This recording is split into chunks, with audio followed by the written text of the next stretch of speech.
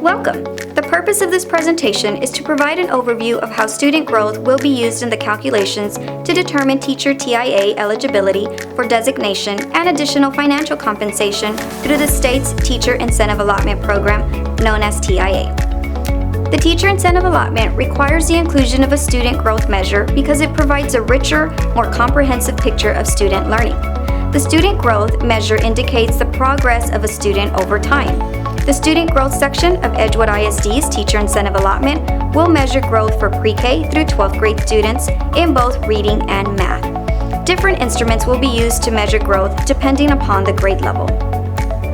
The circle assessment will be used to measure growth for students in pre-kindergarten in reading and math. Students enrolled in pre-K for essay will use the gold assessment. M-class will be used to measure growth for kindergarten through 3rd grade students in reading. MAP will be used to measure growth for kindergarten through 3rd grade students in math. For students in grade 4th through 8th, MAP will be the instrument used to measure growth in reading and math. PSAT and SAT will be used to measure growth for our 9th through 12th grade students in reading and math. When a student in grade K through 8 takes a fall assessment, their score will include a growth target for the spring. Therefore, the growth gain needed will be different for every student. Growth gains for Circle, Gold, and PSAT/SAT are still being finalized.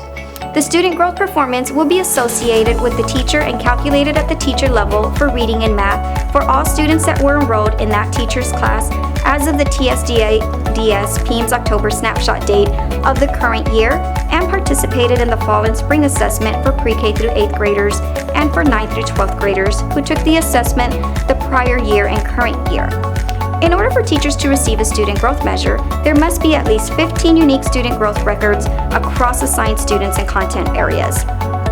Student growth is calculated as the percentage of students that meet or exceed the projected fall to spring growth for pre-K through 8th grade students and the percentage of students that meet or exceed the projected score for prior year to current year for 9th through 12th grade students. To help you better understand the student growth calculation, please view the data tables. The first table is an example of an elementary teacher with a self-contained classroom that teaches both reading and math. The row titled Number of Students Enrolled includes the number for all students present as of October snapshot date that took the beginning of the year test and end of the year test for reading and math. This makes up the total number of students enrolled. The row titled Number of Students Meeting Growth includes those enrolled students that either met or exceeded progress on their end of the year assessment for reading and math. The last column calculates the percentage of students that showed growth for the teacher by dividing the number of students meeting growth and the total number of students enrolled. That percent score will then be translated to a 5-point scale to align with T-Test's 5-point scale. The secondary data table example shows how student growth for that teacher would be calculated.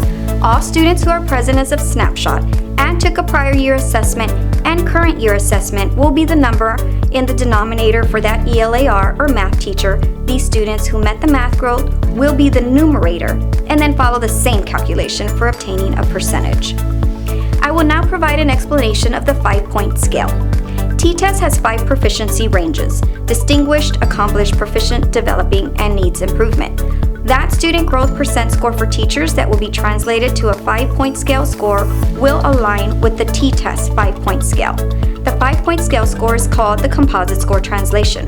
The Composite score translation data table can be found in the EISD TIA field guide on the district webpage. The student growth section of Edgewood ISD's Teacher Incentive Allotment includes 2 parts. One part, the individual student growth calculated at the teacher level, was just explained. The next part is the school-wide STAR academic growth. The school-wide STAR score will be taken from the state's accountability system, Domain 2 Part A Academic Growth section, developed by the Texas Education Agency, known as TEA. This academic growth measure includes growth for both reading and math. TEA provides districts and campuses with an academic growth scaled score. This scaled score that we are provided with will then be translated to a 5-point scale to align with the T-Test point system, and that 5-point scale will be used as the school-wide STAR score for TIA. The school-wide STAR will count for 10% of the overall Teacher Incentive Allotment score, and student growth will count for an additional 30% of the overall Teacher Incentive Allotment score.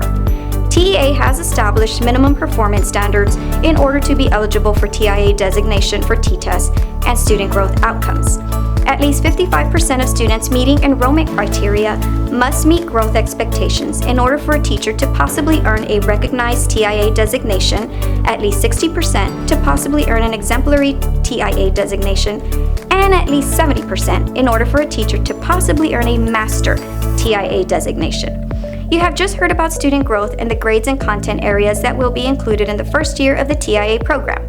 Now I want to take you into year 2.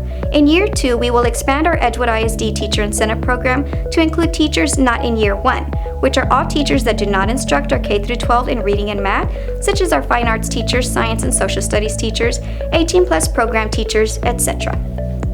We hope that you have found this presentation to be a valuable resource. If you have any additional questions regarding the Edgewood ISD Teacher Incentive Allotment, please access our TIA Field Guide, which explains the TIA plan in greater detail. The field guide is located on our district webpage. Thank you.